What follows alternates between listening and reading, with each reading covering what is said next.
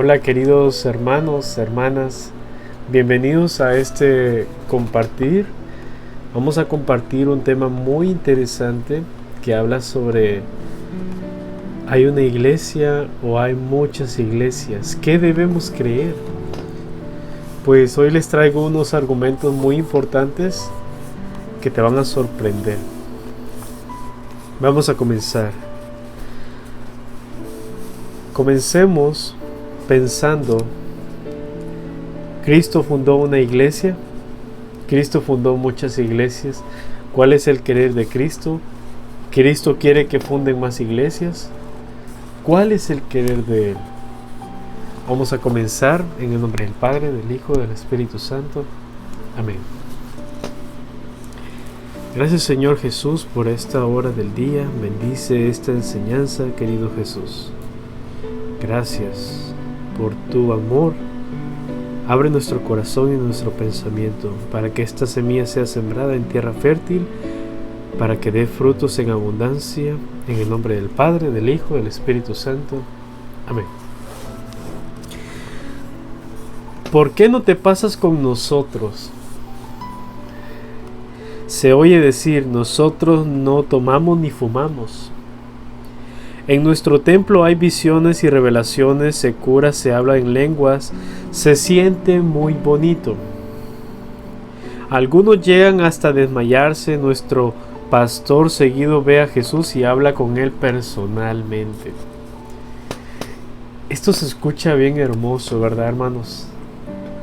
Esto se escucha que esta es la iglesia verdadera de Cristo, la que Él fundó. Pero déjame decirte que no. ¿Por qué? De esta manera muchos tratan de perturbar la fe de la gente sencilla para llevársela a sus grupos. Hay muchas denominaciones llamadas sectas. ¿Por qué se llaman sectas? Porque son hechas en un sector y son fundadas por un hombre. No son fundadas por Cristo. Pero aquí el problema es otro. Jesús fundó o no una sola iglesia. Cristo fundó una iglesia o no la fundó. Necesitamos saber esa información. Según la Biblia, esta iglesia tendría que acabarse pronto o duraría hasta el fin del mundo.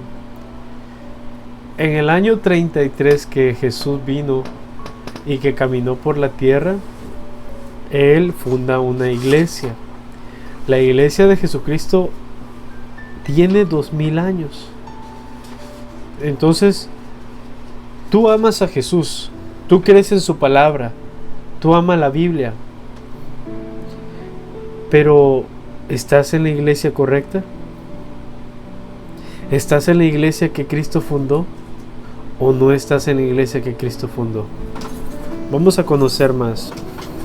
Actualmente, entre todas las agrupaciones que se llaman cristianas, ¿cuál es aquella única iglesia que fundó Jesús personalmente?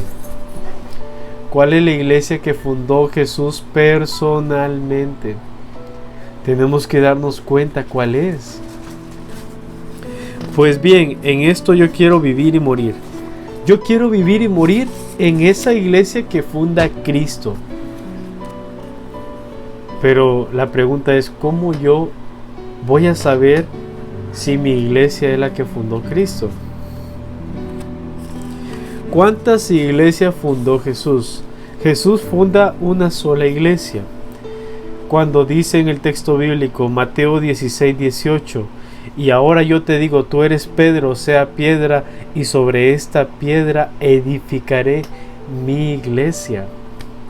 Entonces el Señor Jesucristo está hablando ahí en singular, no está hablando en plural. No está diciendo Jesús, voy a fundar muchas iglesias. No, Jesús está diciendo, fundaré mi iglesia. Tú eres Pedro y sobre esta piedra edificaré mi iglesia, en singular. Muy interesante. ¿Cuánto tiempo durará la iglesia que fundó Jesús? La iglesia que fundó Jesús durará hasta el fin del mundo. ¿Dónde encontramos eso? En Mateo 16, 18. Los poderes del infierno no la podrán vencer. Hay una iglesia que tiene esta característica que va a durar hasta el fin del mundo. Entonces, esta es la iglesia de Cristo, la que va a durar hasta el fin del mundo y la que es fundada sobre Pedro. Y tú eres Pedro, y sobre esta piedra edificaré mi iglesia. Y dice Jesús en Mateo 28:20, yo estoy con ustedes todos los días hasta que se termine este mundo.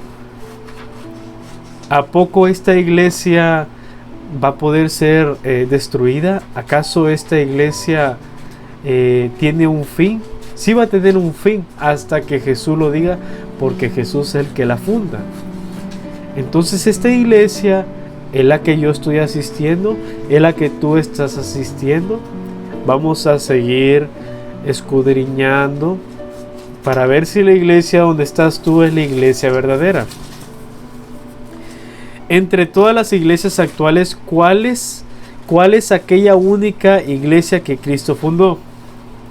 Porque sí, hay muchas denominaciones, hay muchísimas denominaciones, pero una iglesia es la única donde se va a manifestar el Espíritu Santo de Dios y se va a manifestar la presencia real de Cristo Jesús. Esta iglesia es la única que va a poder dar a conocer la sana doctrina del Señor Jesucristo y la doctrina que va a llevar a la salvación, a la verdadera salvación. Entre todas las iglesias actuales, la iglesia católica es aquella única que fundó Cristo. ¿Por qué nosotros decimos que la iglesia católica es la que fundó Cristo? Porque la iglesia católica es la iglesia que ha tenido desde el principio, desde los padres apostólicos.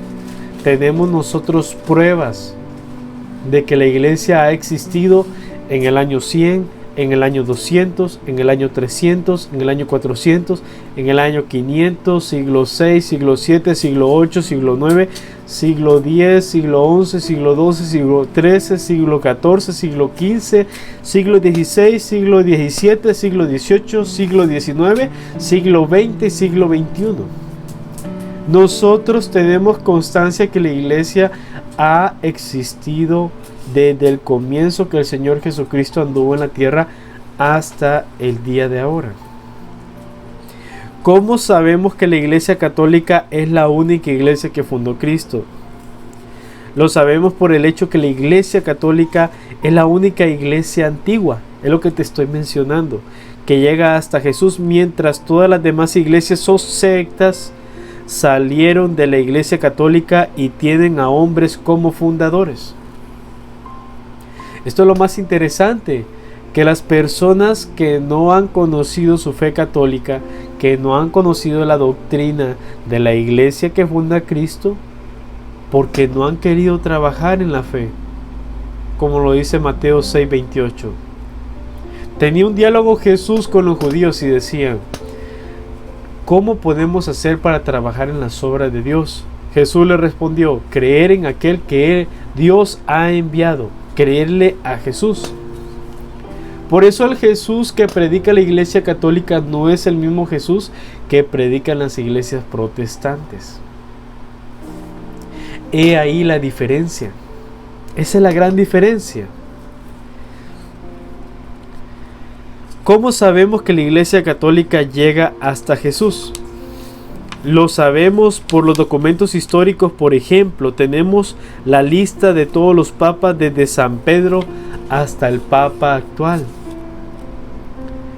¿Es cierto que Jesús dio permiso a ciertas personas para que fundaran otras iglesias aparte de la que fundó él personalmente? No es cierto. Según la Biblia, Jesús fundó una sola iglesia y no dio a nadie permiso para fundar otras iglesias. Y tú eres Pedro, o sea, piedra, y sobre esta piedra edificaré mi iglesia. Mateo 16:18. El Señor no ha dado permiso para que otra persona edifique otra iglesia, para que creen otras iglesias. No. ¿Cómo llama la Biblia a los que se salen de la iglesia que fundó Cristo y enseñan otras doctrinas? Esto es muy interesante. Vamos a conocer cómo se llaman aquellas personas que se han salido de la única y verdadera iglesia católica, la que fundó Cristo. ¿Cómo se llaman estas personas? Que pertenecen a las demás iglesias fundadas por un hombre. A los que se salen de la iglesia que fundó Cristo que enseñan otras doctrinas, la Biblia lo llama anticristos, es decir, enemigos de Cristo y perturbadores. Por lo tanto, quedan malditos. Esto van a encontrar esta cita bíblica que les voy a dar. Primera carta de Juan, capítulo 2, verso 18 y 19.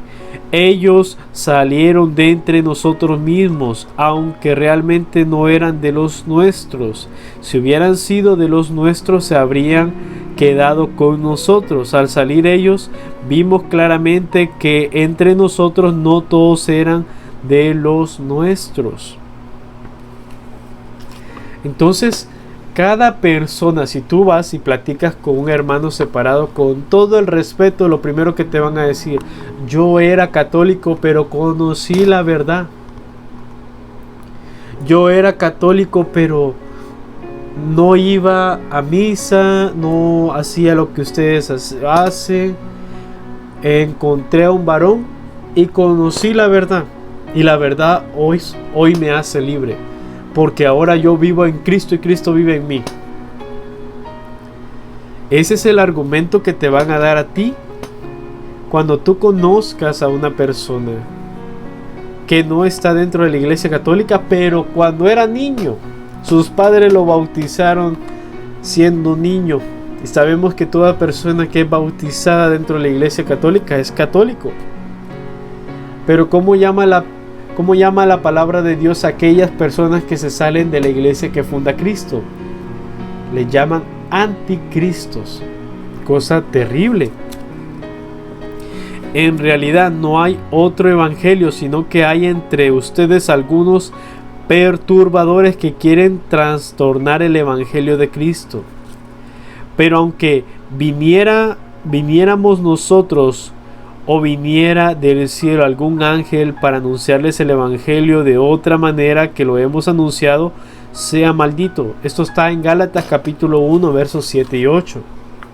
Aunque viniera un ángel caído del cielo, hermanos, aunque viniera un ángel que venga a decirte: Pánfilo, Petronilo, dice el padre Luis Toro, te proclamo que tú vas a tener que fundar una iglesia que va a tener la verdad. Pero más no saben que aunque viniera un ángel caído del cielo, así como ese ángel que no quiere que nosotros estemos dentro de la iglesia que funda Cristo, ¿quién crees tú que es el único que no quiere que tú estés en la única y verdadera iglesia que funda Cristo? Lucifer, el ángel de luz, Satanás, el demonio. Ese es el que quiere que tú no estés dentro de la verdad. El Señor Jesucristo quiere que nosotros nos salvemos y lleguemos al pleno conocimiento de la verdad. Pero ¿qué estamos haciendo nosotros como católicos para poder ayudar a nuestros hermanos a fortalecer nuestra fe? ¿Qué estamos haciendo? Es una gran pregunta. Porque todos esos hermanos que se han salido de la iglesia, ha sido nuestra irresponsabilidad de no predicarles la palabra de Dios para que se queden y fortalezcan la fe. ¿Qué quiere Jesús? Que haya división o unidad entre sus discípulos. ¿Cuál es el querer de Cristo? ¿Que haya unidad o que haya división? Vamos a escuchar. Jesús quiere que haya unidad entre sus discípulos. Que todos sean uno como tú, Padre, estás en mí y yo en ti, sean también ellos no en nosotros. Así el mundo creerá que tú me has enviado. Juan 17:21. Juan capítulo 17, verso 21 dice: que todos sean como tú, Padre, estás en mí y yo en ti. Que seamos uno solo. Primera de Colosenses capítulo 1, verso 18 dice: Cristo es la cabeza y la iglesia es su cuerpo. ¿Cómo nosotros vamos a pertenecer a ser de Cristo? Estar dentro de la iglesia de Cristo. Pero si nosotros no estamos dentro de la iglesia de Cristo, no pertenecemos a Cristo. El Jesús que predicamos en la iglesia católica es el Jesús que caminó hace 2000 años aquí en la tierra. Pero el Jesús que usted escucha allá afuera, el Jesús que usted escucha predicar, que pasan gritando, ese Jesús que usted escucha allá afuera de las denominaciones, no es el Jesús de la Biblia. No es el mismo Jesús. Porque Jesús dice: el que me ama cumplirá mis mandatos, pero el que no me ama no me obedecerá los mandatos que Él ha establecido aquí en la tierra. ¿Desde cuándo empezaron las divisiones entre los discípulos de Cristo? Las divisiones entre los discípulos de Cristo empezaron desde un principio. Me refiero a que cada uno va proclamando: yo soy de Pablo, yo soy de Apolo, yo soy de Pedro, yo soy de Cristo. ¿Acaso está dividido Cristo? Primera de Corintios capítulo 1, versos 12 y 13, dice San Pablo. Cristo no está dividido. Cristo es uno. Y su cuerpo es uno. La cabeza es Cristo y el cuerpo es la iglesia. La iglesia no está dividida. No hay muchas iglesias, solamente hay una sola iglesia. ¿Cuál es la causa de las divisiones entre los discípulos de Cristo? ¿Cuál es la causa principal de la división de los discípulos de Cristo? La causa de las divisiones es el pecado. Primera de Timoteo 6:5: para ello la religión es puro negocio. Para muchos, como lo estás escuchando, la religión es puro negocio. Como le dijo Jesucristo en Mateo 23:23 a los fariseos: hipócritas. Hipócritas. Pagan el diezmo sobre el anís, sobre la menta, pero no hacen lo que realmente vale la pena: la justicia, la misericordia en la fe. Eso nos manda Deuteronomio capítulo 26, verso 12. El pueblo de Israel reunía el diezmo cada 3 años, la 10ª parte, y se lo entregaba a la viuda, al forastero, al huérfano y al presbítero. A 4 personajes que tenían necesidad. No se lo daba a las personas que no tenían necesidad. Y el Señor estableció esto porque el diezmo es la misericordia para con los pobres. Dios ama a los pobres y quiere que nosotros, de lo poquito que tenemos, compartamos con los demás. Entonces, este es uno de los motivos que dice la primera carta de Timoteo 6:5: para ello la religión es puro negocio. Y primera de Timoteo 6:10: la raíz de todos los males es el amor al dinero. Esta es la pelea de tanto tiempo. Por eso es que usted ve que hay muchas denominaciones y muchas sectitas en diferentes partes, en cada esquina. Ahora lo ven como un negocio, como una empresa. Ya no les importa la salvación de las almas de los hombres. Usted se imagina cómo estas personas, lamentablemente hay dentro de estas denominaciones, sectas, gente con un corazón tan humilde, pero están engañados. Imagínese usted que usted viene una persona y empieza a predicarle, pero como dice 1 Corintios 11 del 13 al 15, hay apóstoles que se disfrazan como enviados de Cristo, como el Mesías de Cristo. ¿Para qué? Para que lo vengan a engañar, para llevárselo. ¿Llevárselo qué? A una secta, a una iglesia que no es la iglesia que funda nuestro Señor Jesucristo. Por eso es muy importante estar dentro de la única y verdadera iglesia. Porque Jesucristo le dice a sus discípulos: lo que ustedes han recibido gratis, gratis tienen que darlo. No tienen que cobrar ni tan solo un centavo. Muy interesante. Cuando hay que portarse con los que salieron, ¿cómo hay que portarse con los que se salieron de la única iglesia que fundó Cristo y enseñan doctrinas falsas? ¿Cómo nosotros, como católicos, debemos de comportarnos con esas personas que están enseñando doctrinas falsas? Pongamos atención, con los que andan predicando la doctrina falsa y que ellos saben la verdad, pero ellos no la aceptan y andan predicando otra cosa. No con las personas que escuchan y son miembros de esas denominaciones que están siguiendo a esa persona que anda predicando cosas falsas.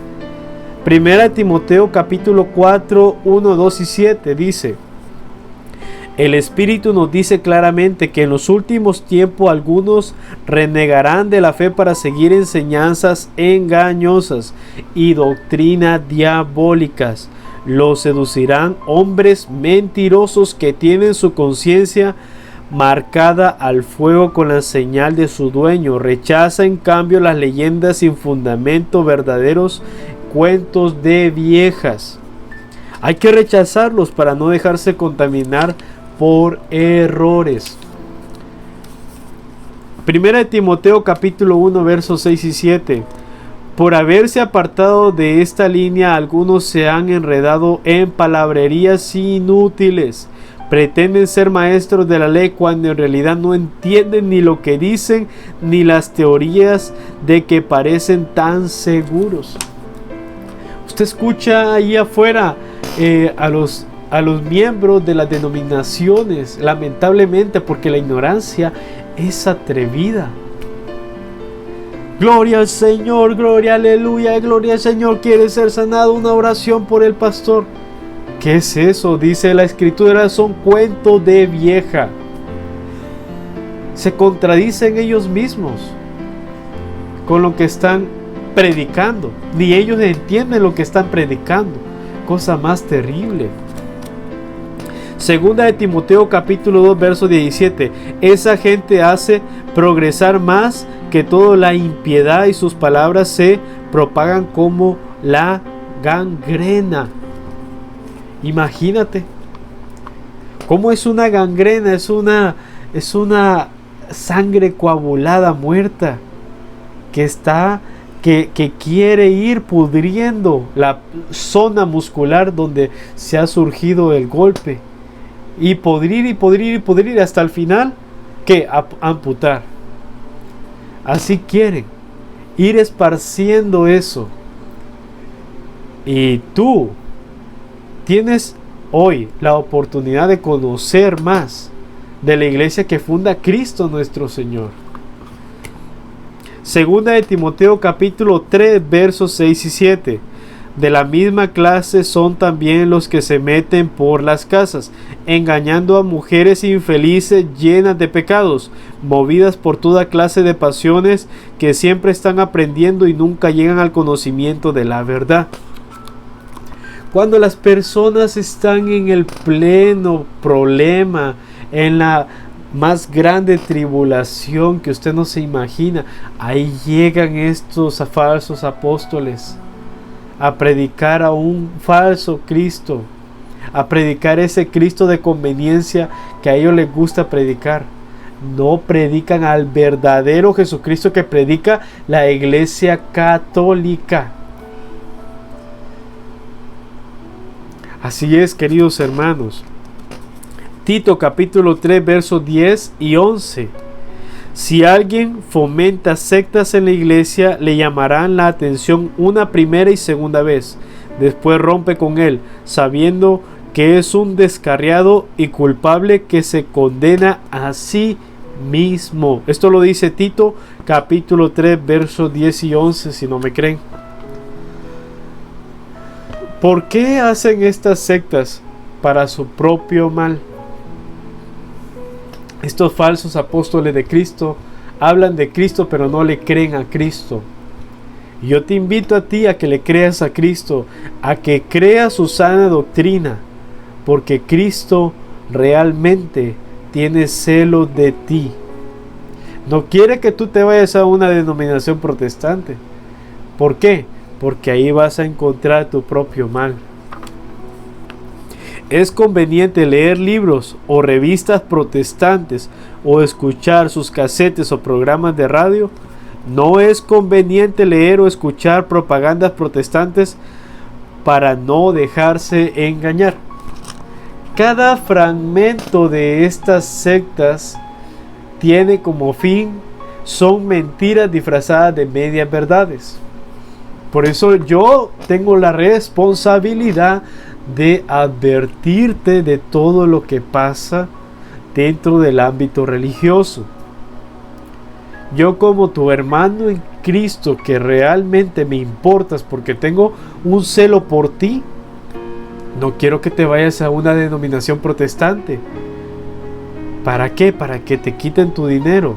¿Para qué? Para que te roben tu fe, la que tus padres te han dado por tanto tiempo. No, Señor, no es posible. No hay que dejar que lleguemos a ese punto en nuestra vida. ¿Por qué algunos se salen de la verdadera iglesia que fundó Cristo para ingresar a las sectas? Generalmente los que se salen de la verdadera iglesia que fundó Cristo Jesús para ingresar a la secta lo hacen por ignorancia. El Padre Luis Toro lo dice: si usted no se preocupa por conocer su fe, va a venir otro y se la va a robar.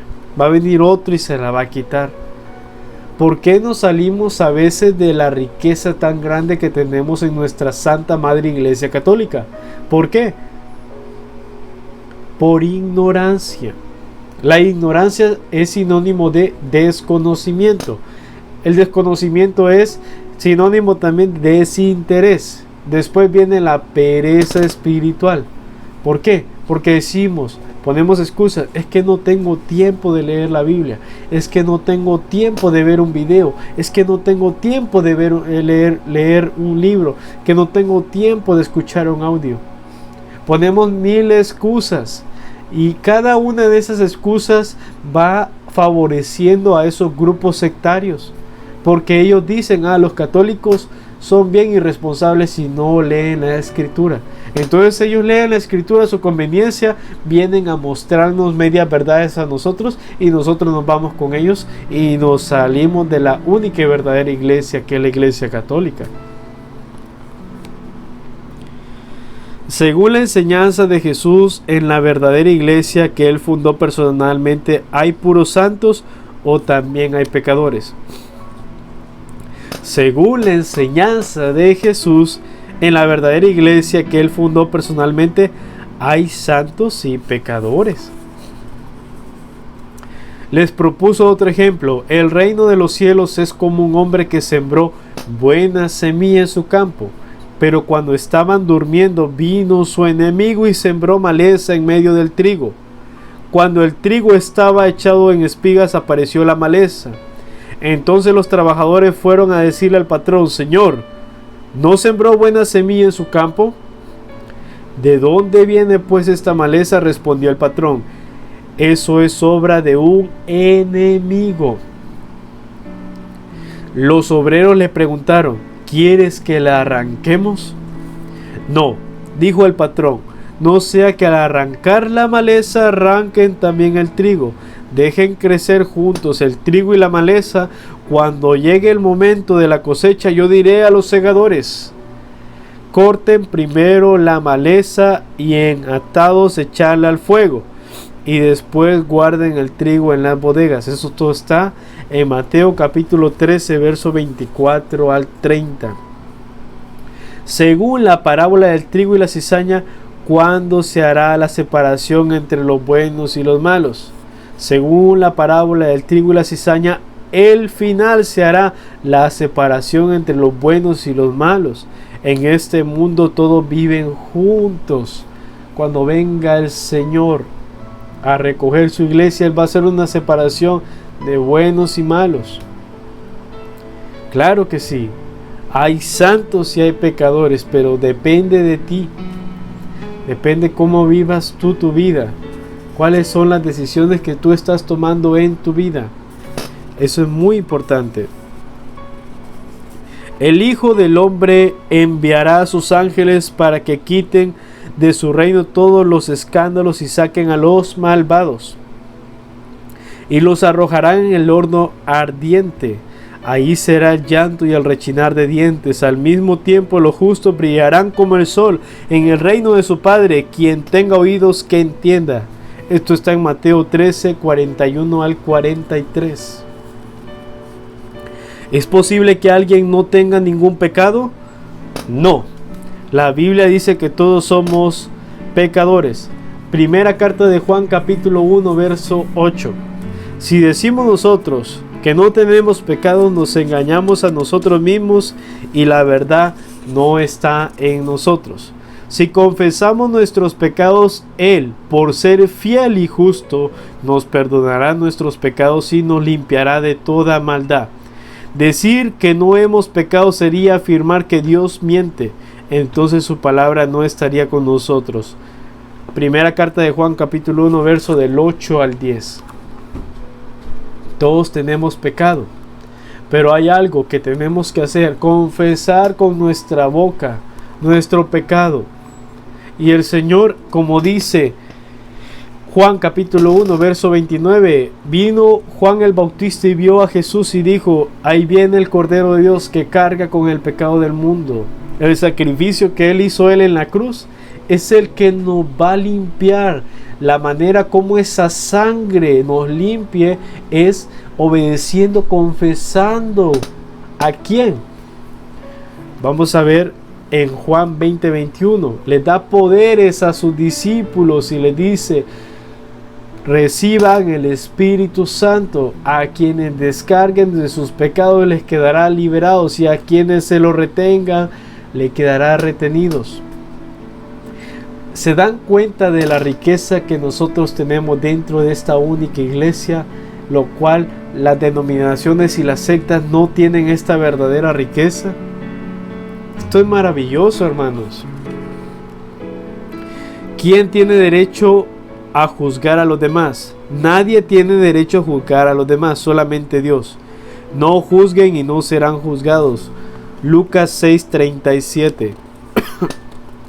Y porque te fijas en la pelusa que tiene tu hermano en su ojo, si no eres consciente de la viga que tienes en el tuyo, ¿cómo puedes decir a tu hermano: deja que te saque la pelusa que tienes en el ojo, siendo que tú no ves la viga en el tuyo? Hipócrita, saca primero la viga de tu propio ojo y entonces verás con claridad y podrás sacar la pelusa del ojo de tu hermano. Esto está en Lucas 6:41 al 42. El Señor viene para que nosotros vayamos en este camino de fe poco a poco dentro de esta iglesia. Esta iglesia viene a darnos unas riquezas tan grandes, tan maravillosas. Así que hay muchas cosas que quiero compartir contigo. Por eso te digo que quiero que compartas este video, le des un like y puedas compartirlo y decirle a tus amigos que se suscriban a esta hermosa comunidad de edificación bíblica. Al tiempo de Jesús, ¿cómo se llamaban los que se consideraban santos y juzgaban a los demás? Los que al tiempo de Jesús se consideraban santos y juzgaban a los demás se llamaban fariseos. Y escucha bien, puso además esta comparación por algunos que estaban convencidos de ser justos y que despreciaban a los demás. 2 hombres subieron al templo a orar. Uno era fariseo y otro publicano. El fariseo de pie oraba en su interior de esta manera: oh Dios, te doy gracias porque no soy como los demás hombres que son ladrones, injustos, adúlteros, o como ese publicano que está allí. Ayuno 2 veces por semana, doy la 10ª parte de todo lo que tengo. El publicano, en cambio, se quedaba atrás y no se atrevía a levantar los ojos al cielo, sino que se golpeó el pecho diciendo: Dios mío, ten piedad de mí, que soy un pecador. Yo les digo que este último estaba en gracia de Dios cuando volvió a su casa, pero el fariseo no, porque todo hombre que se hace grande será humillado, y el que se humilla será hecho grande. Lucas 18 del 9 al 14.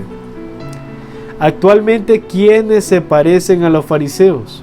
Actualmente los protestantes se parecen a los fariseos por sentirse buenos y juzgar a los demás. Jesús, ¿cómo trató a los fariseos? A los fariseos del siglo XXI Jesús los trata así. Escúchame con atención, hermano.